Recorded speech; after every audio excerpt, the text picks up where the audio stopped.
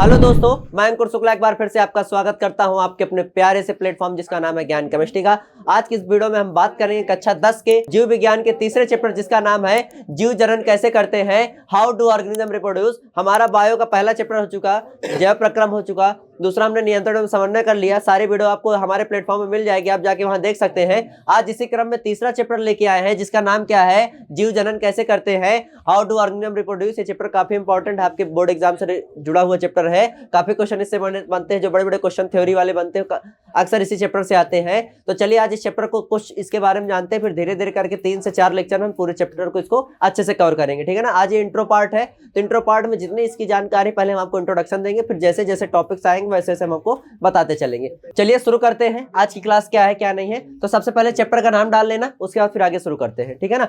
सबसे पहले नंबर पे आप लोगों को मैं बताऊंगा कि सबसे पहला जो यहाँ पे टर्म आता है वो टर्म है क्या, जीवन काल, लाइफ टाइम। देखो एक चीज सुनो मेरी बात, जीवन काल का मतलब क्या है कि जैसे आपको पता है कि कोई भी जीव है जो परमानेंट होके नहीं आया है, चाहे कोई भी जीव आप देख रहे हो, कोई भी ऐसी चीज नहीं है जो परमानेंट हो, ठीक है ना कहीं एक ऐसा टाइम आता है कि उस टाइम के बाद उसको भी कहीं ना कहीं स्थिति को, उस अवस्था को कहीं ना कहीं छोड़ना पड़ता है। तो यहाँ पे क्या है, अगर ये बताइए, अगर कोई एक, हमने कहा ना कोई एक मटेरियल आपके सामने हमने रख दिया और हमने कहा बस यही है आपके पास, इसके अलावा कुछ नहीं है, तो एक ऐसा टाइम आएगा कि ये भी खत्म हो जाएगा। और जब ये खत्म हो जाएगा तो अब हमारे पास कुछ नहीं बचा, तो आगे चलकर जो जीवन होगा वो जीवन क्या हो जाएगा, वहीं से खत्म हो जाएगा। क्योंकि जीवन में क्या, देखो लाइफ का मतलब ये कि जब तक चारों तरफ कुछ ना कुछ आपको दिखता रहे, आप बने रहे, आपके साथ वाले बने रहे, तब तक वही जीवन है। जिस दिन आप गए या आपके साथ वाले गए, अगर कोई नहीं बचा तो उसी दिन से जीवन का पूरा क्या हो जाएगा, अंत हो जाएगा। आप लोग को पता है कि जैसे चंद्रमा है, अभी आप लोगों को पता है कि चंद्रमा में हमारे यहाँ के कौन सा चंद्रयान गया था, चंद्रयान नंबर 3, ठीक है ना। तो वहां ये पता चला कि हाँ चंद्रमा में भी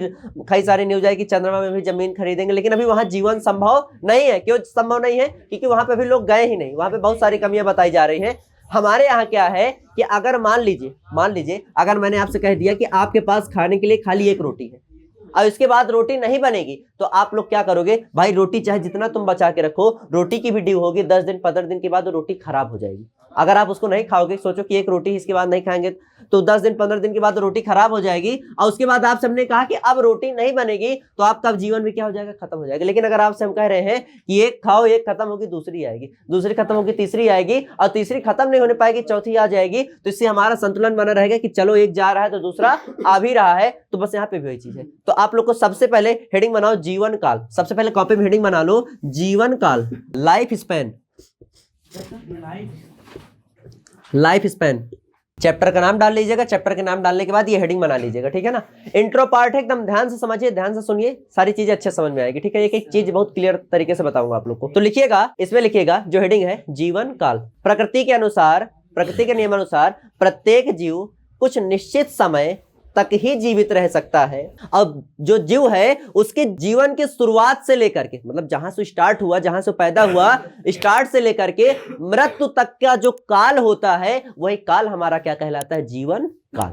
क्या समझे, जीवन काल का मतलब क्या है कि किसी भी व्यक्ति, किसी भी जीव का जो हमारा जन्म से लेकर के उसके मृत्यु के बीच का जो काल होता है, वही हमारा काल, वही टाइम पीरियड क्या कहलाता है, हमारा जीवन काल कहलाता है, ठीक है ना। अब यहाँ पे आगे सुनिए थोड़ा सा, ये तो हमें पता चल गया कि भाई हमने सुना, हमने समझा कि कोई भी जीव है भैया, कोई परमानेंट नहीं है, एक ऐसा टाइम आएगा कि सब खत्म हो जाएंगे। तो सब खत्म हो जाएंगे और इनके बीच के जो पीरियड होता है, ये जो टाइम होता है, इसको हम लोग क्या बोलते हैं, जीवन काल बोलते हैं। तो आप मुझे बताइए कि आगे क्या प्रोसेस है, तो भैया आगे क्या प्रोसेस है, तो आगे एक प्रोसेस है जिसको हम लोग बोलते हैं रिप्रोडक्शन। रिप्रोडक्शन का मतलब होता है जनन। जनन का मतलब क्या होता है कि एक नए जीव का जन्म। जनन का मतलब क्या होता है, एक नए जीव का जन्म, बस उसी को यहाँ पे हमें समझना है। तो पैराग्राफ छोड़ करके नीचे से लिखिएगा, पैराग्राफ छोड़िएगा, कुछ हेडिंग नहीं बनाना, पैराग्राफ छोड़ के नीचे से लिखिएगा। और वंश की निरंतरता, अपनी जाति और वंश की निरंतरता बनाए रखने के लिए एक प्रक्रिया है, एक प्रक्रिया है जिसमें एक नए का जन्म होता है, एक नए का जन्म होता है, जिसे जनन कहते हैं। हमने क्या समझा, हमने ये समझा कि प्रकृति कह रही है कि भैया नथिंग इज परमानेंट, कोई ऐसा नहीं है जो परमानेंट हो, कोई ऊपर से आया है तो ऊपर जाएगा। अगर आप आए हो तो आप जाओगे, अगर आप जन्म लिए हो तो आपकी मृत्यु भी क्या है, कंफर्म। अब हमें पता है कि अगर जन्म लिए मृत्यु कंफर्म है, तो ये बताइए भैया, अगर हम ही अकेले हैं इस धरती पे, तो एक टाइम ऐसा आएगा कि अगर आपसे कोई पूछेगा कि एक धरती में एक अकेला व्यक्ति है और कुछ दिन बाद पूछा जाएगा कि अब कौन बचा, अगर वो व्यक्ति खत्म हो गया, वो व्यक्ति चला गया, तो कहते हैं कि धरती तो खाली हो गई। तो यहाँ पे क्या है कि ये जो वंश की निरंतरता कहा जा रहा है ना, कि हमारा जो जैसे हमारी जो जाति, जैसे हम कह रहे हैं कि हमारा जो परिवार है, हमारा परिवार, हमारा जो वंश है, इसकी निरंतरता लगातार बना रहे। जैसे कि देखो, हमसे पहले पता नहीं हमारे पिताजी हमारे बाबा, हमसे पहले कितने कितने लोग पता नहीं आके चले गए। हमने तो खाली कहते ना कि जो 6 से 7 पीढ़ी देख लेता है, उसको मारने के बाद क्या होता है कि सोने की सीढ़ी दी जाती है, ठीक है ना। हमारे उसमें शास्त्रों में कहते हैं, अलग अलग सबकी परंपरा है कि जो बुजुर्ग अपने नीचे 7 पीढ़ी देख लेता है, 7 पीढ़ी का मतलब कभी ऐसा सौभाग्य होता नहीं है, तो उसको कुछ ना कुछ उसकी मृत्यु में कुछ ना कुछ दिया जाता है। कभी आज तक ऐसा सौभाग्य नहीं। 7 पीढ़ी का मतलब ये कि हमारे पिताजी के पिताजी, उनके पिताजी, ऐसे करते करते 7 जनरेशन का गैप हो, ठीक है ना। तो ऐसा कभी होता नहीं। 3 से 4 पीढ़ी होते होते क्या होता है कि व्यक्ति कहीं ना कहीं इधर वाला हुआ। अब आज की डेट में एक चीज बताएं, पहले ऐसा होता था कि जब व्यक्ति बुजुर्ग होता था तब जाता था। आज की डेट में हम देख रहे हैं कि एक से एक अच्छे अच्छे लड़के, समझ लो कोई किसी दुर्घटना में, मतलब कई सारी चीजें हैं, अलग अलग चीजों में लोग जा रहे हैं, ठीक है ना।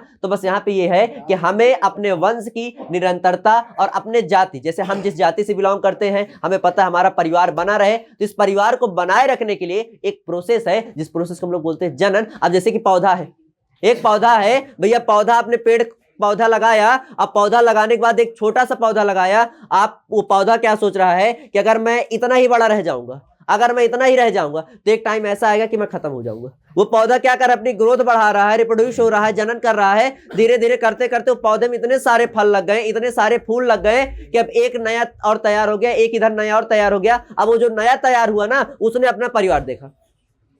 आपके बाबा जी हैं, बाबा जी क्या देख रहे हैं कि हमारे 5 पुत्र हैं, हमारी पत्नी, और पत्नी के बाद हमारे 5 पुत्र हैं, वो बाबा का परिवार है। लेकिन अब बाबा का परिवार में जो 5 लड़के हैं, जब वो 5 बड़े हुए, तो उन्होंने क्या देखा कि हाँ, हमारा जो परिवार है, हमारी जो वंश है, जो जाति बनी रहे, तो आगे भी क्या होता गया, वो वंश पूरी तरह बढ़ता गया, वो जाति पूरी तरह क्या हो गई, बढ़ती चली गई, ठीक है ना।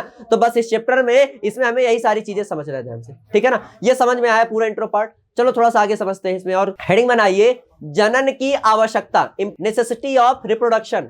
नेसेसिटी मतलब होता है जरूरत, आवश्यकता क्या है, हाँ लिखिएगा, जनन की आवश्यकता। पहला पॉइंट लिखिएगा, पहला पॉइंट, जनन की सबसे ज्यादा आवश्यकता और उपयोगिता किसी भी बनाए रखने के लिए है। जनन की सबसे पहले आवश्यकता क्या है कि भैया किसी भी जाति, कोई भी जाति हो, उसकी निरंतरता, कोई भी वंश हो, कोई परिवार हो, उसकी निरंतरता बनाए रखने के लिए जनन हमारा सबसे पहले नंबर पर उपयोगी है। दूसरा पॉइंट बनाइएगा, लेकिन हाँ, जनन द्वारा जीव अपने समान लक्षणों वाले जीव उत्पन्न कर सकते हैं। तीसरा, जीवों के आनुवांशिक लक्षण उनमें, उनकी संतानों में वंशानुगत होते हैं। समझिएगा, तीनों पॉइंट समझिएगा, वंशानुगत होते हैं। पहला पॉइंट क्या है कि किसी भी जाति विशेष की निरंतरता बनाए रखने के लिए जनन सबसे पहले नंबर पे जरूरी, पहला पॉइंट हो गया। दूसरे नंबर पे क्या कह रहा है, दूसरा पॉइंट क्या लिखवाया मैंने, जनन द्वारा समान लक्षण वाले। भैया जैसे कि अगर हम मानव जाति से बिलोंग करते हैं, तो हमारे जो संतान होंगे, हमारे जो जीव होंगे, वो भी किस जाति से बिलोंग करेंगे, मानव जाति से। अब जैसे कि मान लीजिए थोड़ा बहुत उतार चढ़ाव हो जाता है, थोड़ा बहुत, मान लीजिए इसमें आगे हम पढ़ाएंगे, एक एक चीजें बताएंगे आप लोग को, तो मान लीजिए थोड़ा बहुत कुछ जो भी इसमें काउंटेबल वगैरह, जो भी स्पर्म वगैरह कुछ भी अगर ऊपर नीचे कुछ हुआ, हार्मोन्स का कुछ भी वो हुआ, तो अगर मान लीजिए थोड़ा सा भी दिक्कत ऊपर नीचे हुई, तो मैं थोड़ी सी मान लो कोनो के बाल बड़े हुए, थोड़ी भूरे हुए, तो कहीं गणेश जी का अवतार है, कहीं शंकर जी का अवतार है। देखो वो सारी चीजें हम इस चैप्टर को जब अच्छे से पढ़ेंगे तो हमें सारी चीजें अच्छे समझ में आएगी, ठीक है ना। तीसरा पॉइंट क्या कह रहा है, जीवों के अनुवांशिक लक्षण। भैया हमारे अंदर जो अनुवांशिक लक्षण, कहते हैं ना कि हमारे यहाँ की खांसी है, पहले बाबा को खांसी आती थी, बाबा से इनको खांसी आने लगी, इनको, हमारे यहाँ परिवार में लंबे लंबे लोग होते थे, तो बाबा से हमारे पिताजी से, हम मतलब जितने भी लोग हैं ज्यादातर कैसे आ रहे हैं, लंबे। तो ये कह रहा है कि जो हमारे परिवार है, जो उनके अनुवांशिक लक्षण, अनुवांशिक मतलब जो पूर्वजों से चला आ रहा है लक्षण, वो लक्षण उनके संतानों तक लगातार क्या होता है, बना रहता होता है ना। कि किसी